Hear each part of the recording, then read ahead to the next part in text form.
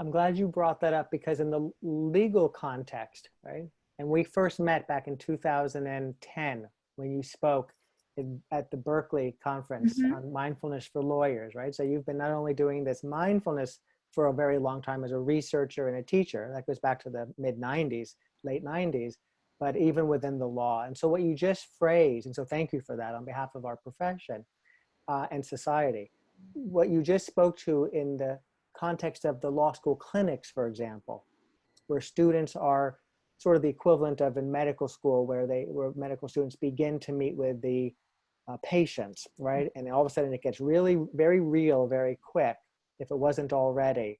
And we know that things like empathy and compassion can become held in the balance in some respects because of what you just spoke to, and that capacity to be there for those moments in the ways that you spoke to. So in a moment, I think this would be helpful to the students in the clinic. We have clinics with human rights clinics and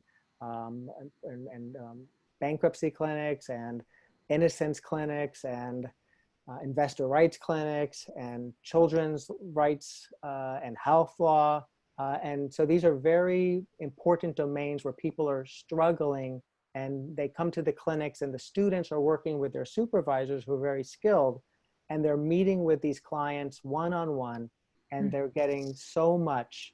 And I'm reminded of one of your earlier books where you really talk about for the helping professions, right? And in this respect, this is sort of the helping profession of the law at the level of students developing these skills. So secondary trauma, Yeah. compassion fatigue, these are all embedded in this. And you just spoke to it very beautifully, but might you speak to a student now, if you would, who's saying, I really love this that I'm doing. I feel so excited that I get to help this person, but oh my gosh, in the human rights realm, for example, the trauma that they've experienced, the sadness, it's ongoing. We're trying to help them.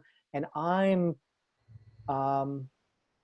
being affected. I'm not sleeping so well. I'm anxious, or law school is anxiety provoking as it is, with all the wonderful, stressful things to do. And now it seems like it's moving to another level. What would be helpful? So it's a great question. And the first step is to acknowledge your own stress, to acknowledge the pain.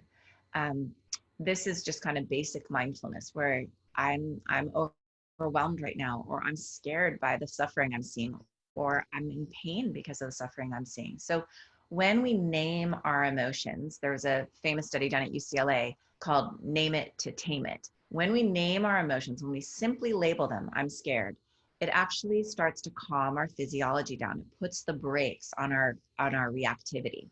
So the first step for a student is just to name it. I'm scared, or oh my God, this is a lot, or this is overwhelming.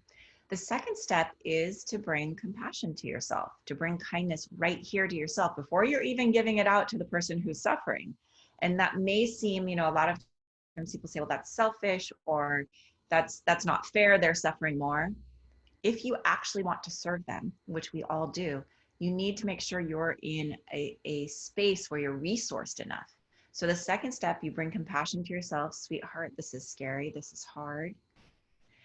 And then for me, the third step is to feel my care for that other person, to feel how I genuinely desire to help them, and to connect with that beautiful sentiment, that noble, wholesome sentiment.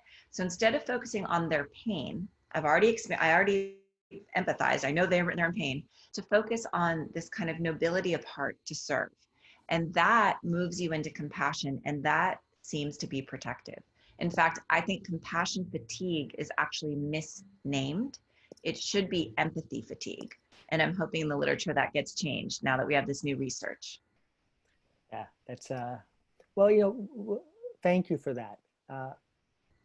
To what you just spoke to, and I understand, and I tend to agree, compassion felt very directly and powerfully without the skill or experience to regulate, can lead to a real depletion. Now, just so I have greater clarity, are you suggesting that that's an empathy consideration, and not That's a how compassion. I'm conceptualizing it. It's the inability to transform empathy into compassion becomes overwhelming, where we're just feeling the pain, and then we lead to burnout. What I teach my students who are becoming therapists is how to empathize, right? How to really feel what someone else is feeling, and then to shift that into compassion. How can I serve? How can I help? That activates different centers of the brain and is protective. Okay. Okay. So you're sort of holding out compassion like wisdom as it is unto itself a pristine environment to inhabit. And then, okay. Okay. I love that.